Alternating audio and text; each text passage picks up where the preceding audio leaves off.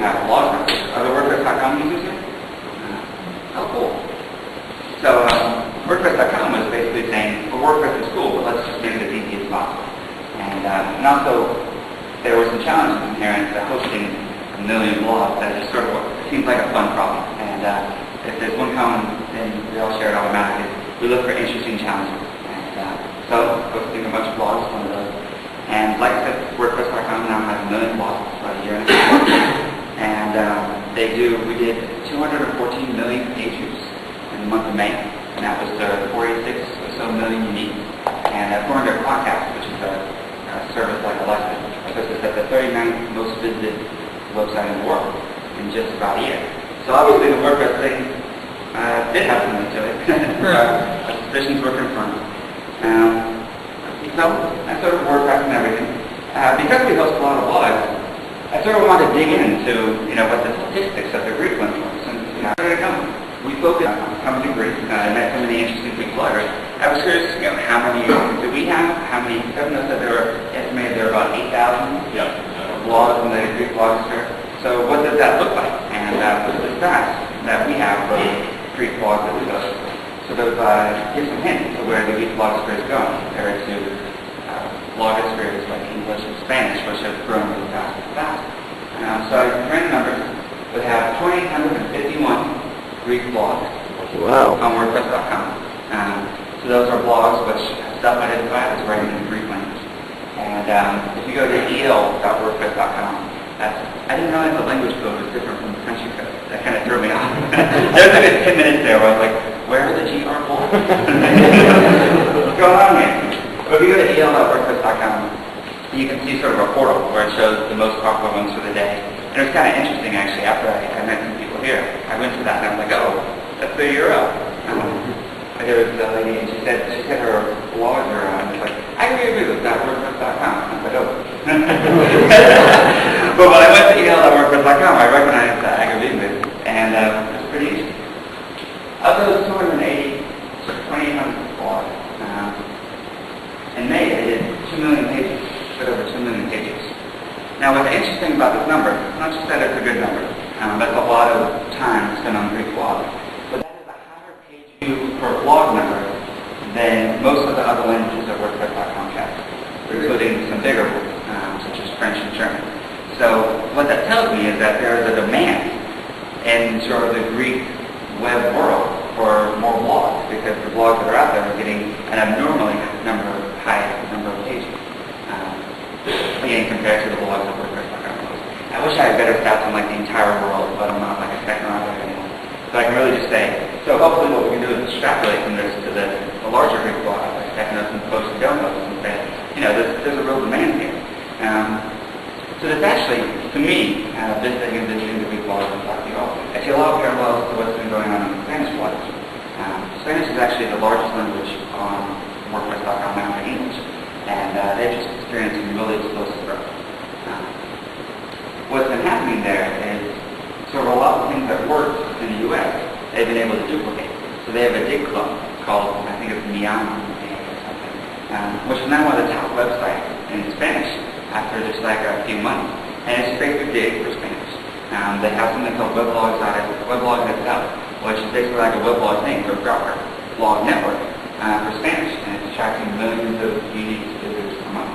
And so the things that we've seen in the English blogs are big off, such as the monetization, sort of people focusing on blogging full time, not just as a hobby, and also sort of richness of blogs impacting the news and the media have really taken off there. And from what I hear, they're starting to take off here. I've known the story about the unfortunate story of the woman with cancer and the healthcare system, and how that's been interacting with the news, and might actually have an impact on how healthcare works here. That's amazing, and it's really just the first. I remember in America, one of the first things was the election, the 2004 election, where Howard Dean, sort of these people were taking off, and they were saying, well, blogs are having a real impact on politics and on the message of what's going to direct the country. Unfortunately, it didn't have a big enough impact, because George Bush was still elected. But perhaps 2008 will have a bigger thing. But it was really just the first, it was It was a bellwether. It was the first shot in the dark of what this medium could do. And what I believe it's going to do is fundamentally change the way that people interact with what has traditionally been one-way mediums. TV, radio, government, all these things are one way. On TV, you sit there passively on a couch. Your only control is choosing another TV channel where you sit passively and watch it. And someone speaks to you. They entertain you. It's a completely, it doesn't require any kind of result for money. And the web is fundamentally two-way. And it's taken until now with the adoption of things like broadband and the other technologies, the browsers that are better. So the underlying architecture is one where on the web we can sort of put you back in control, even with things like video. The success of something like YouTube, which is actually astronomical, is a great testimonial to the talent of the people who built it. More so, it shows that there was a need in the market. People wanted to watch short-form video, that they wanted to be in control of what they were watching, and they wanted it to be instant. And YouTube fulfilled all those things. They innovated Flash, have you ever seen a buffering switch on YouTube? It used to drive me crazy. Video's been on the net for 10 years, but it'd be like a real clip, and you just sit there for 10 minutes. And then it would stop right when it got good. And so they used the underlying technology, the broadband, better browsers, that Flash video was really nice, and sort of met a market need. I think there are market needs like that in the Greek blog space, because it's still so early, under 10,000 Greek blogs. That is so early, especially compared to the richness of the culture and the media, and also, what I've heard about the broadband penetration, the technology penetration that's happening in this country of 10 million people. So I think that the Greek blogosphere has all the right ingredients to sort of make these moves, to make these shifts. And I'm curious to talk with you all more and answer questions as to what you think those will be. So what's in the future? I talked a little bit of my uneducated, naive thoughts about where the Greek blogosphere is going. Where's WordPress going, and how does that impact and interact? And I really talk about this because this is something every single person is asking. What's new with WordPress? So on the .org site, the .org site, it's actually entirely driven by you guys. We have a new forum where you can sort of post ideas and vote on them, and that's how we're driving new development in WordPress. So WordPress 2.3, which is coming out in September. We're going to do 4 months release. Release every 4 months. We're going to have tagging, more robust plugin support, so you can update plugins, easier upgrading. These are all the things that you guys have said, hey, this is a pain in the ass, fix it. And so we are.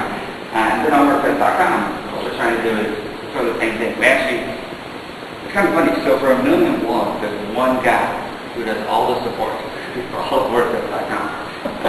He's amazing. He's a guy named Mark over in England. And so he answers hundreds, 500 or 600 support messages per day.